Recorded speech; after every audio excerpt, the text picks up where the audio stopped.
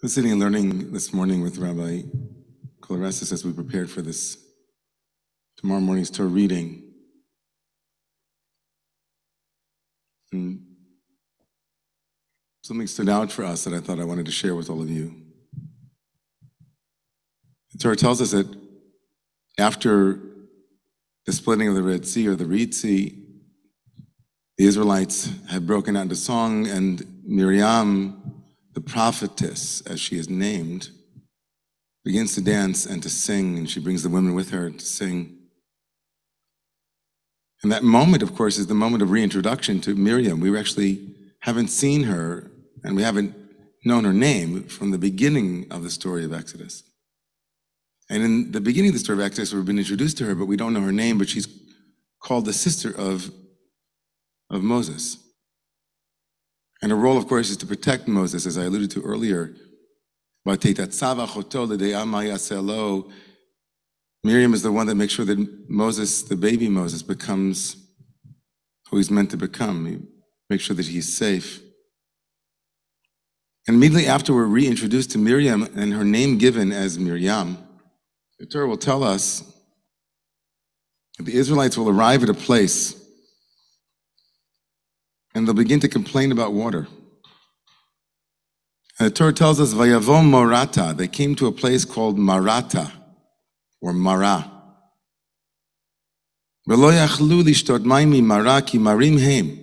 they couldn't drink waters from Mara because they were marim, they were bitter waters. Alkein kara Shma Mara. And therefore they called Shema, her name, Mara. When I looked at the sentence this morning for the first time in my life, having read this sentence many, many times, immediately what jumped out to me is the weirdness of the phrase, and therefore they called her name Mara. Alkein kara Shma. Shma means her name. When the Torah wants to tell us the name of a place, it'll usually preface it by saying, and the name of the place was. But here, the ambiguity of the phrase her name allows one to imagine, who is the one who is bitter? Is it the place or the woman who immediately had begun this paragraph, whose name, Miriam, is the same letters as the word marim, which means bitter? In fact, an early source says that Miriam's name, Miriam, is not from yam, meaning ocean, but marim, from maror, bitter. Miriam had a bitterness, says the Midrash, says the rabbinic folktale. And what could possibly have made Miriam bitter? Oh, we could think of a couple things. It could be that Miriam was bitter because just in a couple of verses before, the Israelites had broken out in song. In fact, she herself had broken out in song, and nobody stopped to say, wow, what a beautiful song, Miriam. How many rabbis, cantors who talked about this, how many people get up and open themselves and expose themselves in the most profound way in terms of self-expression, and it lands into an empty, barren wasteland. Maybe she was bitter because she had no feedback.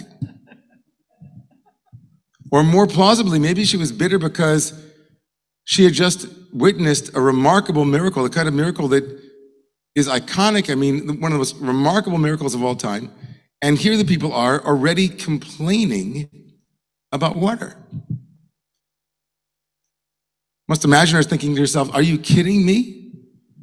We just witnessed the most remarkable miracle having to do with water. And here you are again, complaining bitterly about water. Maybe even more deeply into the character of Miriam, maybe Miriam, whose name had not been known to us for chapter upon chapter upon chapter, maybe she herself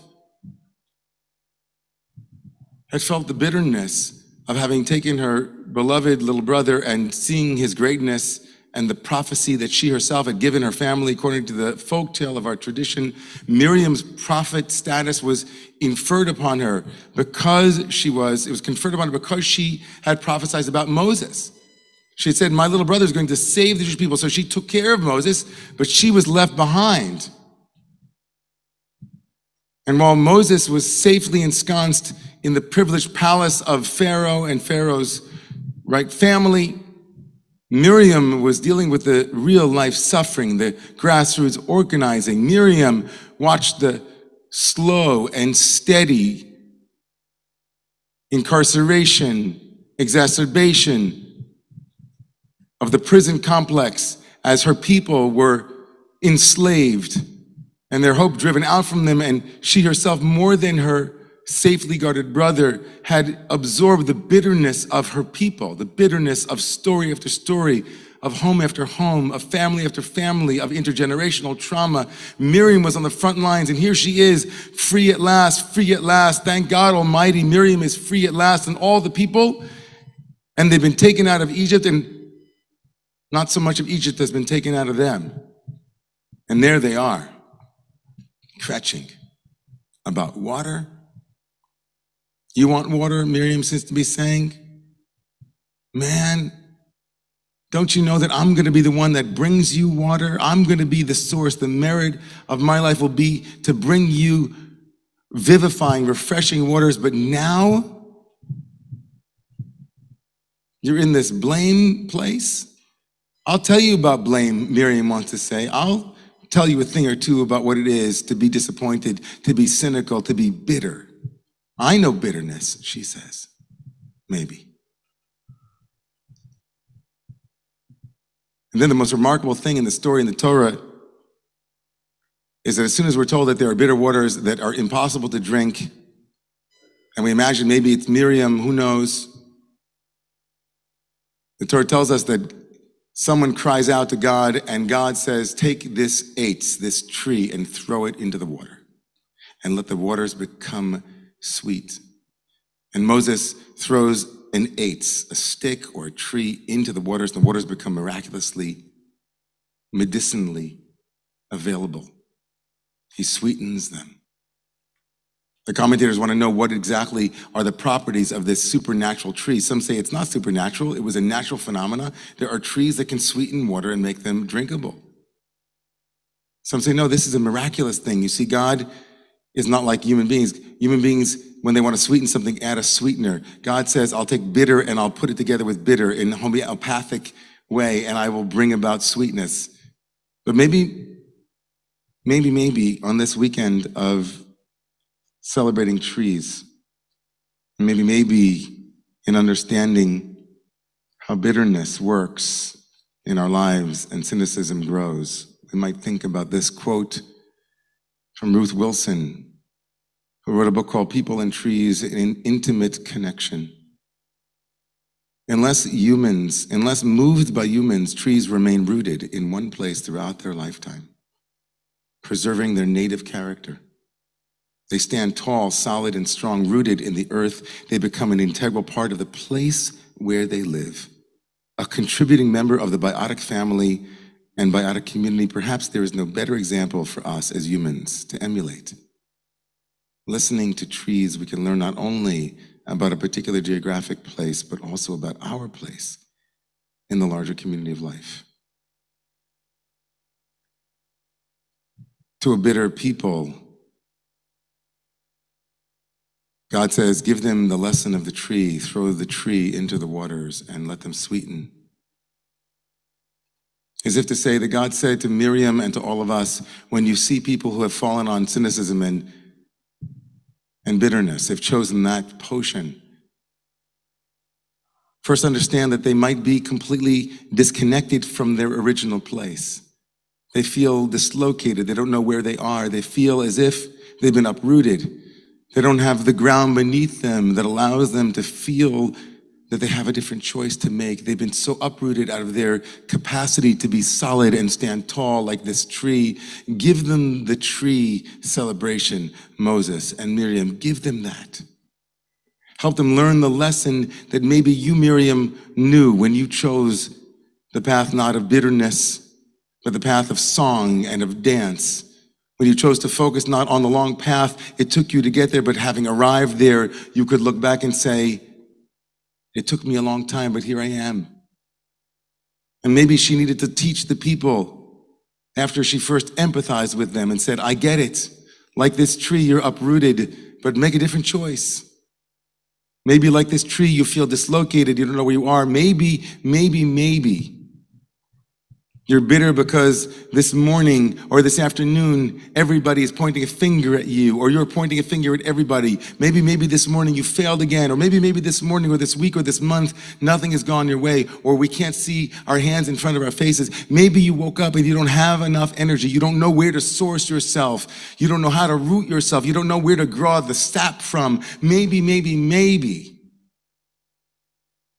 Empathize and then lift them up. The great Dr. King wrote this about his own life. He wrote, "As my sufferings mounted, I soon realized that there were two ways in which I could respond to any situation. Either to react with bitterness, Miriam, or seek to transform the suffering into a creative force. I," said Dr. King, "decided to follow the latter course." He picked up the timbrel, the drum, and he called others to it. He said, "I know, like this uprooted tree, the only way to sweeten your bitterness is to remind you that I know that you're uprooted. But let's make another choice. Let's take ourselves to the place of the possible."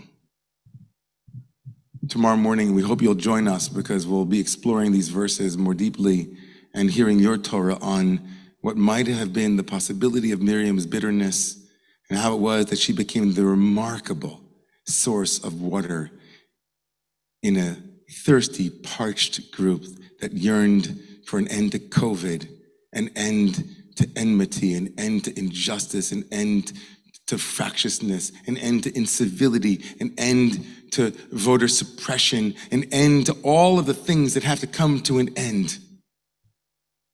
But we have our eye, right? We have our eye on the journey. We can choose to drink from the sweet waters of goodness and kindness and giving one another the benefit of the doubt. We can make that choice. You can make that choice in your home and in your heart. Instead of pointing a finger at your husband or your wife, I'm just speaking hypothetically, of course. Instead of pointing fingers and coming from places of bitterness that close people down, come from a place of openness and listening and curiosity and creativity. That's what Dr. King inspired. That's what Dr. King's legacy is. The long march to freedom requires endurance, and we are still in it, aren't we? But let's lift each other. Let's give each other hope. Let's show up for one another. That's a celebration of the trees that I think all of us long to be a part of. Please rise if you're able.